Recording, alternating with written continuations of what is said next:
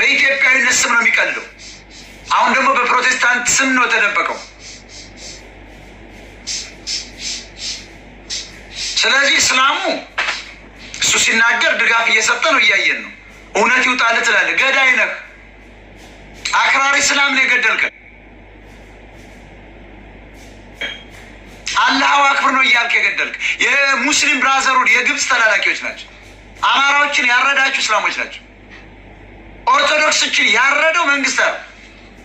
ራስህ ሙስሊም ነው።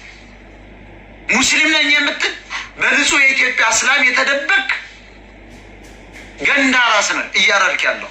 አሁን እኮ ህግ ቢኖር ኖሮ እኮ ይታሰሩ ነበር። ወጣው እኮ በግልጽ የኦሮሞ እስላሞች እኮ ክርስቲያን እናጠፋለን እያሉ በግልጽ ጫት እየቃሙ አላሁ አክብር እያሉ እነዚህ ሰዎች ማን አስሯቸዋል? ማንም። ታዲያ ስታንቱን ግን ያስራል አብይ አህመድ። አብይ እስላም ነዋ። አብይ በፊትም በሻሻ ላይ ከኦሮሚያው ፕሬዚዳንት ጋር ሆነው አስጨፍጭፏል። አማራ ጠል ነው፣ ክርስቲያን ጠል ነው፣ እስላም ነው፣ አክራሪ እስላም ነው። የሙስሊም ብራዘርሁድ ተከታይ ነው። አንድ ክርስቲያን በመግደል ጀነት እገባለሁ ብሎ የሚያምነው። ለዚህ ነው እኮ ገበሬውን የሚገድለው። አሁን እኮ ገበሬውን የሚገድለው ኦርቶዶክሱን እኮ ነው የሚገድለው፣ ክርስቲያኑን እኮ ነው የሚገድለው። አይገባችሁም እንዴ? በድሮን የሚጨርሰው እኮ ክርስቲያኑ ነው። ዳግማዊ ግራኝ አህመድ ነው አብይ አህመድ። ገብቷቸዋል። አማራ ጠል ነው። ስለዚህ አሁን ህዋቶች መጥተው እየጨፈጨፉ ነው። በፊት አብይ ነው የጨፈጨፈ ብያለሁ። ዛሬ ግን አብይ አይደለም። አብይማ ስልጣኑን ይፈልገዋል። አንድም ሙስሊም አንድም ክርስቲያን ሊገደል አይፈልግም። ለምን? አሁን ስልጣን ላይ ነዋ። ስልጣን ላይ ስለሆነ የህዝብ ንቅናቄ ስለሚነሳበት ብልጽግና አይገልም። ደደብ ነው ሰው። ብልጽግና አሁን እኮ አንድ ክርስቲያን አንድ እስላም አይገልም። ሁለቱም እንዲጋጭ አይፈልግም። ለምን? አመድ ነው የሚያደርጉት። የቤንዚን ዘመድ ምንድን ነው? የቤንዚን አመድ የፖሊስ ዘመድ የለው ማለት። አብይ ከዚህ በኋላ ህዋት ቢመጣ አንድ ቀን አያድርማ። ብን ነው የሚያደርጉት። ስለዚህ እሱ ሂዶ እስላምን ወይም ክርስቲያንን አያርድም። በዚህ ሰዓት ብልጽግና አያርድም። አይደለም ብልጽግና ነው የሚሏቸው እራሳቸው ኦነግ ሸኔዎች በጀዋር መሐመድ የሚመሩት ናቸው። የእሱ ዘመዶች ናቸው። ሰሞኑን የጨፈጨፉ አጎቶቹ አክስቶቹ ናቸው የምናውቃቸው። የጀዋር መሐመድ ዘመዶች በሙሉ ሂደው የህዋትን ሴራ ይዘው ሂደው አማራዎችን ጨፍጭፈዋል። አሩሲ ላይ አላሁ አክብር እያሉ የቆረጧቸው አንገታቸው። ጀዋር ፖለቲከኛ አይደለም፣ ጽንፈኛ እስላም ነው፣ ቴሮሪስት ነው። ህዋት አሁን የምስራቅ አፍሪካውን የቴሮሪስት ግሩፕ የሚመራው ህዋት ነው።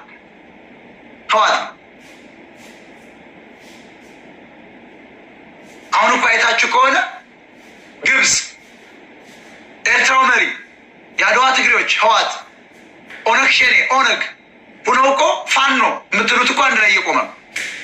ይህን እኮ ማጋለጥ ያስፈልጋል። ፋኖ ራሱ ሁሉም ፋኖ ሳይሆን እነ ዘመነ ካሴ ምንድን ነው የሚሰሩ?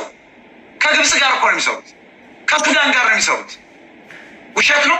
ከኢሳያስ ጋር ነው የሚሰሩት፣ ከደብረ ጽዮን ጋር ነው የሚሰሩት፣ ከኦነግ ሸኔና ኦነግ ጋር ነው የሚሰሩት። ለምን? የግድ አብይን ልመጣል።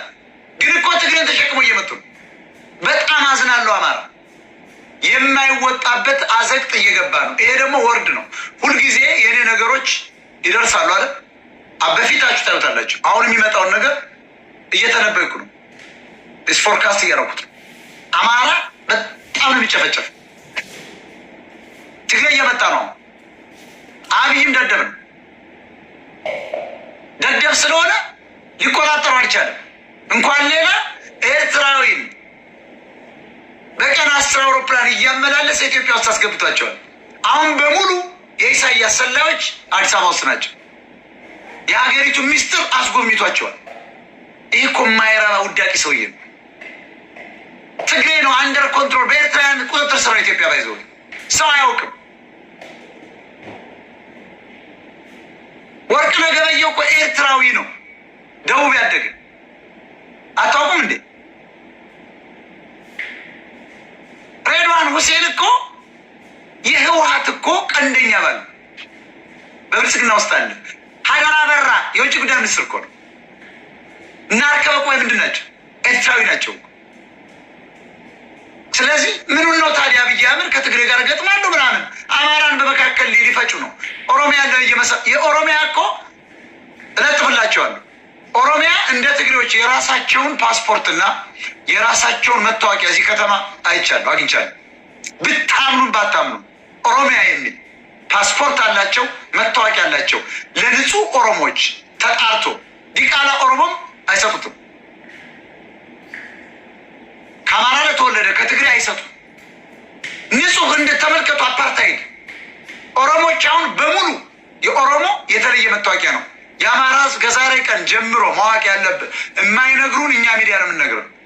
የማጋልጠው የኦሮሞዎች አዲስ መታወቂያ ሰርተዋል። ታፕታፕ አርጉ፣ ይቆራረጣል እየተባለው ታፕታፕ አርጉ፣ ኮፕሊክ አርጉ እየተቆራረጠ ከሆነ። ስለዚህ የበጋሻው ደሳለኝ አካሄድ ምን መሰላቸው?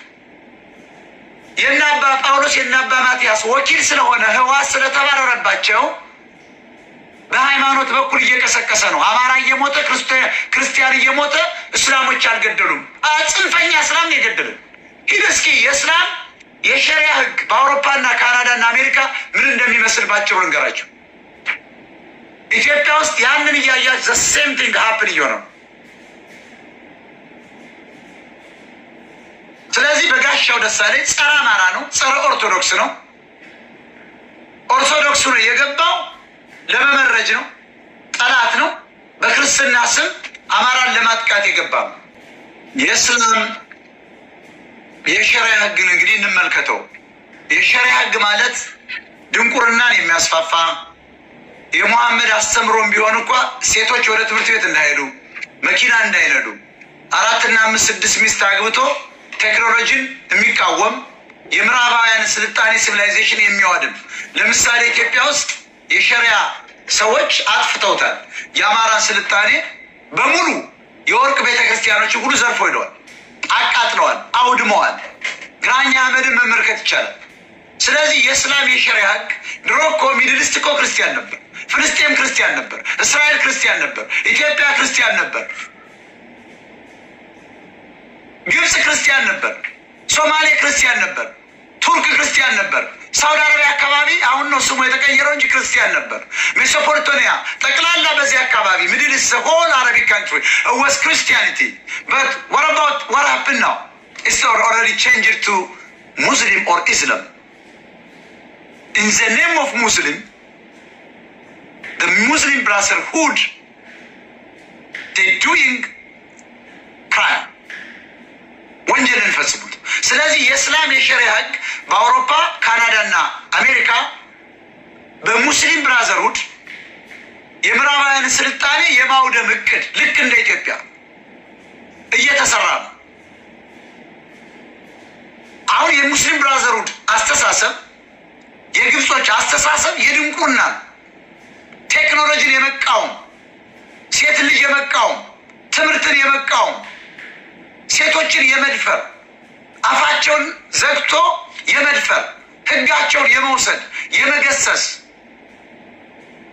ያለምንም ነገር ሴት ልጅ እቃ ሆና እንድትቀመጥ የሚያስተምር ትምህርት ነው። ሸሪያ ማለት እሱ ነው። 4 ሚስት አግብቶ እሱን እየጠበጠበ ጫቱን እየቃም ሁሉ ይቀጥል ያለ ደንቆሮ ነው። ይሄን አንቀበለውም። ክርስቲያኖችም ሌሎችም ራሱ ሙስሊም አልተቀበለውም። አረብ ኤምሬትስ ያውቀዋሉ፣ አባረዋቸዋል። ሳውዲ አረቢያ አባረዋቸዋል። ኩዌት አባረዋቸዋል። አሁን ወደ የት እየገቡ ያሉት? ወደ ደደቡ አሜሪካ። ባይ ዘ ዌይ ማይግሬሽን ዊዛውት አሲሚሌሽን ዳስ ኢንቬዥን። ከእስላም ምንም አታገኙ። ከአክራሪ እስላም አንደኛ በክርስትና እንዳደለንም አታገበው፣ አትወልድበትም። ሁለተኛ ምንም ቴክኖሎጂ ተጻራሪ እና ደደብ ነው። አሁን አሜሪካ የገባው ያስላም ነው። ጀርመን የገባው ያስላም ነው። ሚድልስቶች ሁልጊዜ ሀገር አፍራሽ ናቸው። የራሳቸውን ሀገር አፍርሰው ወደዚህ እየመጡ ነው። ይህ ተግባራቸው ደግሞ በዩናይትድ ስቴትስ ሳይቀር እየተተገበረ ነው። በሴፕቴምበር 11 አደጋና ሽብርን ማስታወስ እንችላለን። ያ እኮ ብቻ በቂ ነው እኮ። በአውሮፓ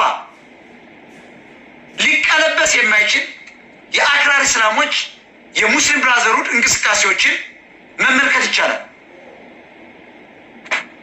ሽብርተኝነት በፍጥነት እየተስፋፋ ነው።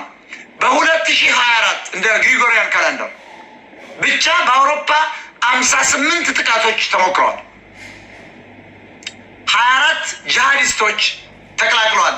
በ2023 ከነበረው 71% ከፍ ብሏል።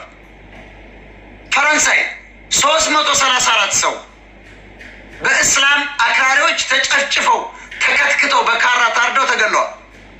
ከ1979 ጂሲ ጀምሮ 93% ፋታል የሆነ ቅስፈታዊ ጥቃት ፋታል አታክ እንለዋለን ተደርጓል። ባሳለፍነው ዓመት ብቻ እንኳ ፖሊስ ከ18 በላይ ሽብርተኝነትን ቀልብሷል። ሼር አድርጉልኝ፣ አትፍራ፣ ታብታብ አድርግ፣ ቫይራል ይሁን። ለአንተ እኮ ነው የምንታገለው ክርስቲያኑ። እውነተኛው እስላም ለአንተ ነው ምንታገልልህ። አክራሪነትን ነው የማጋልጠው። የፈረንሳይ መንግስት 75% የከተማ አደጋዎች እንደተጋረጠባቸው ያም በህዝብ ብዛት ሲተመን 5 ሚሊዮን ነዋሪዎች ወይም ዜጎቻቸው ላይ አደጋ ገጥሟቸዋል። ጥናቱን ነው የማሳያቸው። በጀርመን የፖሊስ ኦፊሰሮችን፣ የፖሊስ መኪኖችን፣ መገልገያዎችን፣ ራይፍሎችን፣ የፖሊስ ጽህፈት ቤቶችን በብዛት በመሰባበር በመግደል በመጨፍጨፍ በሚኖርበት አካባቢ ጥቃት አድርሰዋል።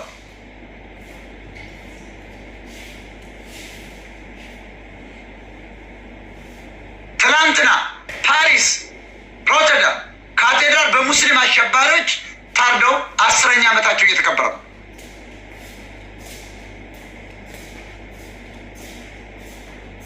በስዊድሽ የእሳት አደጋና የፖሊሶች ሳይቀሩ አደጋ ላይ በመውደቃቸው የደች ፍርድ ቤቶች 40 ግዛቶች አደገኛ ዞኖች በሚል ሴሌክት አድርጎ ፍርድ ቤት አውጥቷል። ተመልከቱ፣ ሰው ሀገር ሂዶ አክራሪ እስላም ምን ያህል እንደሚበጠብጥ።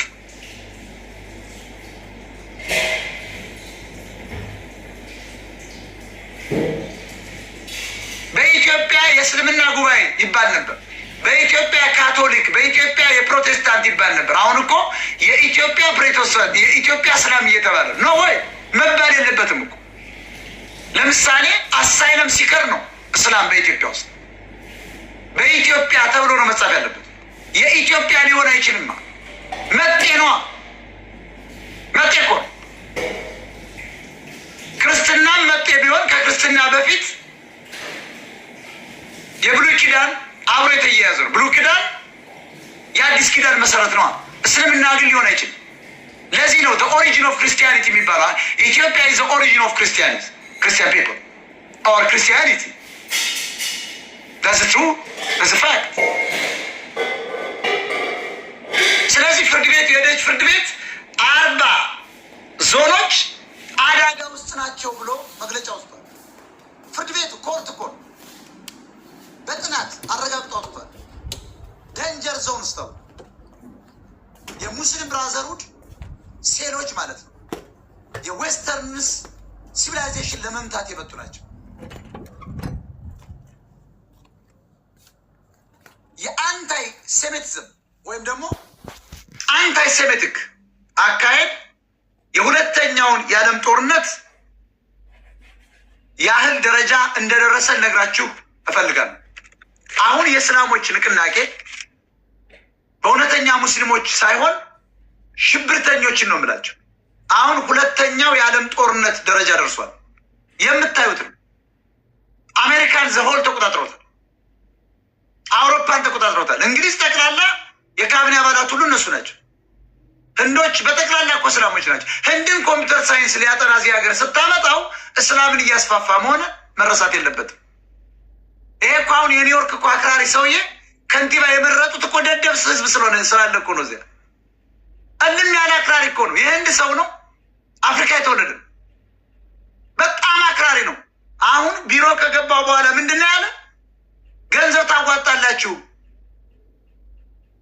ቲዮኒ 6 ዳት ካም ብሎ መጥቶላቸዋል። ገንዘብ በቃ ሀብታም መሆን የሚፈልገው ሴሉን ነው የሚያስፋፋ። ከዚያ ምን አለ? በሎተሪ ላይ ያለው አቋም